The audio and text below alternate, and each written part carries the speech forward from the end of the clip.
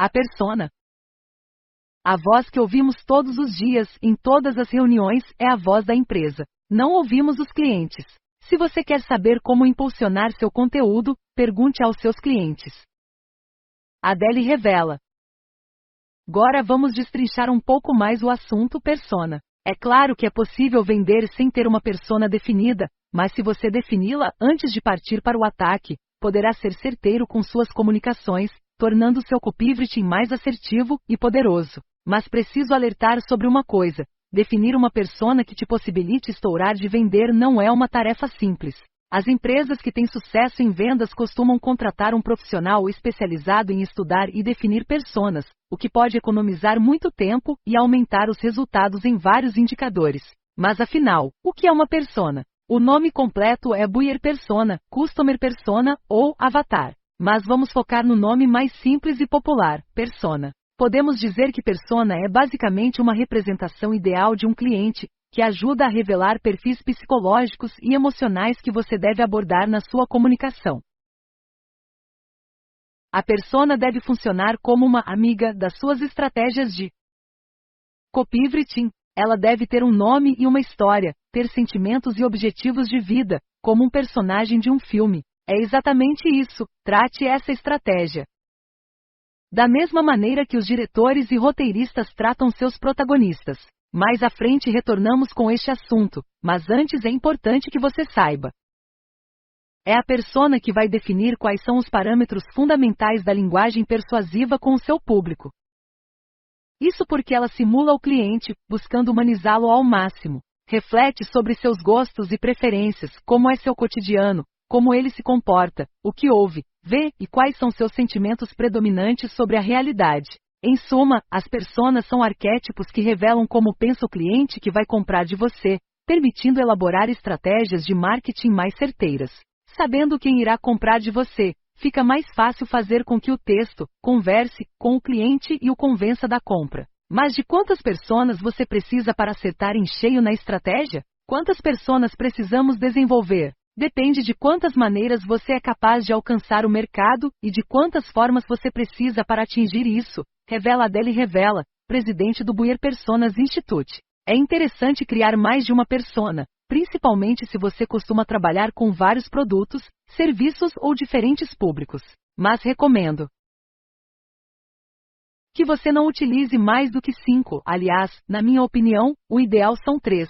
Desta maneira, você acaba focando seu conteúdo em quem realmente interessa, evitando gastar tempo e recursos com uma parcela pequena de compradores.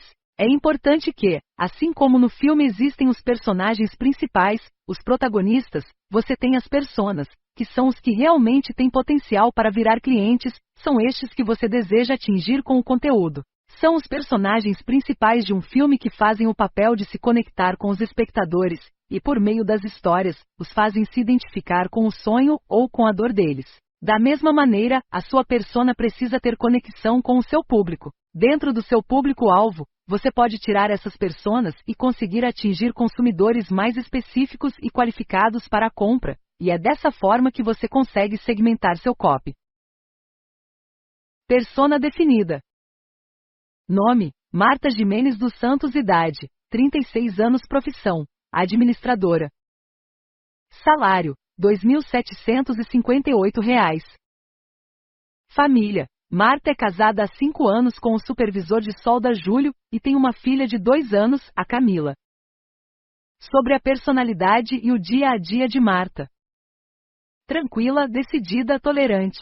Releva bastante as coisas, mas quando tem que ser firme, não hesita em ser. Tem uma boa relação com o marido, às vezes se chateia com ele, mas como não costuma guardar raiva, está sempre bem. Marta é apaixonada por sua filha e faria de tudo para vê-la bem. Às vezes fica ansiosa para chegar no fim de semana e poder passar mais tempo com a pequena. Marta não é desleixada consigo mesma, mas sente que deveria se cuidar mais. Ela vai ao dentista de 3 em 3 meses e ao médico, de 6 em 6. Seu nível de vaidade é médio. Ela gosta de andar bonita e bem arrumada. Valoriza seu corpo e mantém uma dieta razoavelmente saudável.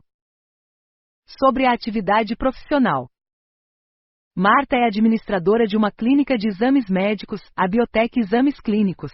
Está lá há 2 anos e meio. Trabalha de segunda a sexta em horário comercial, de 9 horas às 18 horas, e sábado até às 13 horas.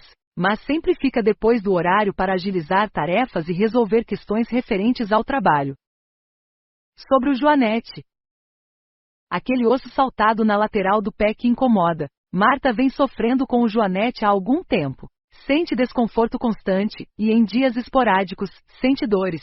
Como é vaidosa, usa sempre calçados fechados quando vai trabalhar ou sair com o marido e a filha. Ela sente falta de usar calçados abertos, principalmente nos fins de semana, mas a vergonha do pé torto a faz desistir de usar rasteirinhas ou melissas. Ela não gosta de mostrar o pé nem para o esposo em casa, mas isso se torna inevitável. Marta não gosta da ideia de fazer cirurgia. Apesar do incômodo, vergonha e dor, ela não cogita se submeter a uma operação. A mãe de Marta, Gilza, de 52 anos, também sofre disso. Nível de consciência sobre o problema. Levemente informada. Andou lendo artigos sobre o problema, já se consultou com o médico e já apostou numa injeção para aliviar a dor, que não resolveu. Algumas falas de Marta sobre o problema. Estou com joanete incomodando há alguns anos. Já fiz infiltração, injetando um medicamento diretamente na área que dói, e não resolveu.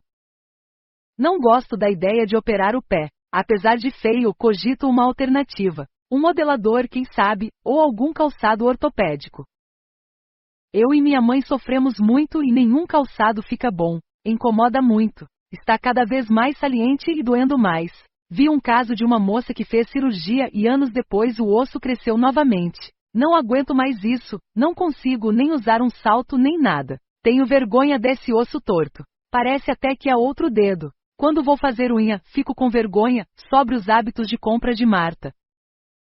Marta não é descontrolada com consumo, mas também não é pão duro. Quando tem vontade de comprar algo, ou quando precisa, não hesita em adquirir. Compra em shopping, em lojas e já comprou algumas vezes pela internet.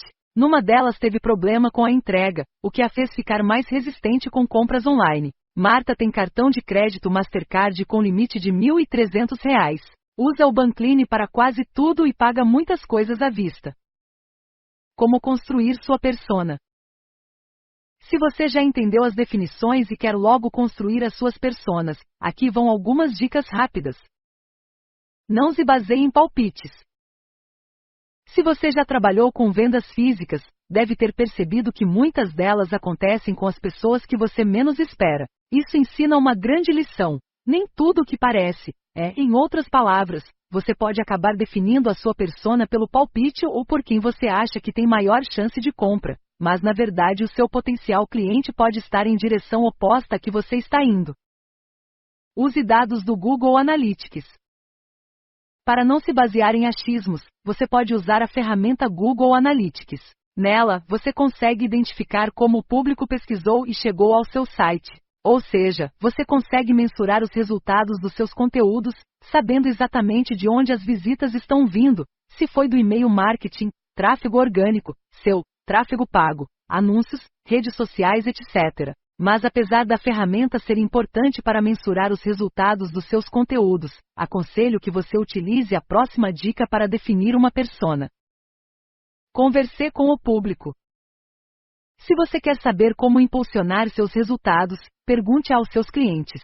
A melhor maneira de saber o que uma pessoa pensa é se comunicando com ela, e você também pode fazer isso. Por meio dos clientes que você já tem, fica mais fácil coletar informações com os padrões de comportamentos e perfis da sua persona, como faixa etária, salário, hobbies, sonhos, problemas, gêneros, etc. Aliás, o modelo acima criado pode ajudar você. Existem algumas técnicas que você pode aplicar para conseguir construir personas fiéis à realidade e que sejam úteis para o seu marketing.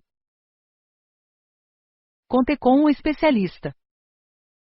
Faz parte de uma boa estratégia de conteúdo contar com a elaboração da persona, pelos vários motivos que você já viu aqui. Se você já contratou um profissional de marketing ou mesmo de copywriting, converse com ele para que vocês elaborem as personas juntos. Você pode entrar com o seu conhecimento e ele com o conhecimento técnico. Desta maneira, você garante fazer algo realmente relevante, que melhore seus resultados a partir de hoje. Origem da persona.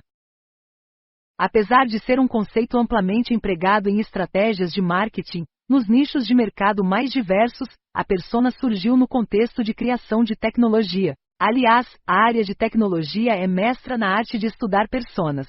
As novidades lançadas no mercado sempre são minuciosamente estudadas para priorizar a experiência de seus usuários. A Apple é um grande exemplo, e vamos tratar disso mais adiante. A primeira vez que o conceito foi utilizado, mais precisamente como buyer persona, foi com o empresário Alan Cooper, em 1983. Ele foi contratado para desenvolver um software de gestão de projetos para uma outra empresa, e este foi o grande desafio. Para entender como programar o código desse software, era necessário que os desenvolvedores entendessem para que tipo de usuário eles estavam programando. A ideia que Alan Cooper teve foi estudar os clientes mais importantes daquela empresa, além de entrevistar colegas que poderiam ter o perfil dos usuários do futuro software. Dessa forma, ele conseguiu personificar um usuário fictício, chamada Kate, baseado em todas as informações obtidas por esse processo. A persona Kate ficou muito próxima aos hábitos reais dos clientes. E foi assim que ele conseguiu com que os programadores, que jamais teriam contato com os clientes, conseguissem se colocar no lugar do usuário para obter um software de boa usabilidade. A experiência com o conceito de persona foi um sucesso, tanto que Cooper acabou replicando a estratégia em outras experiências. Até que em 1998, através de seu livro publicado com o título de Os Loucos Estão Controlando o Sanatório, Alan Cooper usou oficialmente o termo persona. No caso, ele diferencia buyer persona, que representa o futuro cliente que ainda não fez uma compra, e user persona, que é o cliente que já passou pela experiência de compra. O papel da persona na construção de um copy. O exercício de definir uma persona deve considerar detalhes psicológicos e emocionais, e eles devem ser suficientes para que você se coloque no lugar da persona e entenda qual é a perspectiva dela sobre o que você tem a oferecer. Além disso, é dessa maneira que você vai mostrar como as suas ofertas podem ajudá-la a resolver seus próprios problemas, entendendo melhor a sua persona. Você pode compreender detalhes valiosos sobre que tipo de comunicação prende mais a atenção dos seus potenciais clientes e de seus clientes já consolidados. A persona define sobre o que e como você vai falar, dominando a linguagem que sua persona costuma utilizar nas relações do dia a dia e tocando nos assuntos que lhe chamam a atenção. Você conseguirá ser mais sugestivo e guiá-la até a decisão. Além disso, a persona indica também quais são os hábitos de consumo de informação de seus possíveis clientes. Isso vai te nortear sobre os melhores termos para se usar, assim como os fatores psicológicos que mais lhes impactam. Para entender melhor, imagine você num elevador em 3 situações diferentes. 1. Com um desconhecido. Fica um clima frio, sem muito espaço para conversa. 2. Quando você está com alguém conhecido, mas ainda não tem muita intimidade. O gelo não é tão grande, acontece alguma conversa, mas sempre muito superficial. 3. Já quando você está no elevador só com um amigo íntimo, a conversa flui naturalmente. É para acontecer a terceira situação que serve a persona, para você entender seu cliente tão bem como conheceria um amigo. Inclusive, nós compramos mais facilmente de quem conhecemos. E nada melhor que comprar de um amigo. Portanto, grave isso. A principal função da persona é desenhar a perspectiva do seu cliente para que você consiga ajustar a sua comunicação da forma mais envolvente possível. Você já leu algum artigo ou assistiu a um vídeo e teve a sensação de que aquilo foi produzido diretamente para você? Então, a empresa que produziu o conteúdo acertou em cheio na estratégia de persona. Quando você tem a sua persona no papel, fica literalmente mais fácil vender, porque você se comunica diretamente com ela. Lembre-se sempre que as pessoas decidem suas compras predominantemente pela emoção, e nada emociona mais uma pessoa quanto ser compreendida por alguém. Ter um bom conhecimento de sua persona permite que você supere a distância que existe entre o vendedor e o cliente que está do outro lado do balcão, ouvindo como ele ouve e pensando como ele pensa. Conversando adequadamente com a persona, a venda deixa de ser um incômodo e passa a ser uma relação amistosa de interesses em comum. Com a persona definida, você pode produzir um texto bem segmentado, sob medida para um usuário muito específico. Dessa maneira, seu copy se torna muito mais relevante para ele. O vendedor de algodão doce. Conheci um vendedor de algodão doce certa vez na porta de uma escola. Percebi que ele tinha uma clientela que sempre comprava com ele. Curioso, um dia puxei conversa para saber como ele vendia seus produtos. Ele me contou que vendia muito bem ali, só nos horários de entrada e saída dos alunos. Ali já conhecia todo mundo e as pessoas o conheciam também, mas disse que antes as coisas eram mais difíceis. Contou que ficava vendendo numa praça pública, no centro da cidade. Passava 10 horas perambulando pela praça e gritando para chamar a atenção das pessoas. Ao final do dia, estava exausto e sem voz.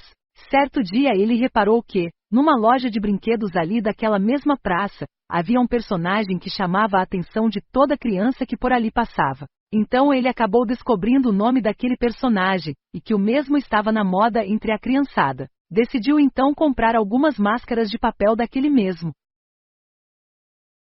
personagem, bem baratinhas para dar de brinde para os filhos de quem comprasse o algodão doce. Aumentou também o preço de venda do seu produto para cobrir o custo da máscara e aumentar um pouco a margem de lucro. Ele pensou que ao invés de vender para todo mundo no meio da praça, iria até locais onde houvesse muitas pessoas com seus filhos.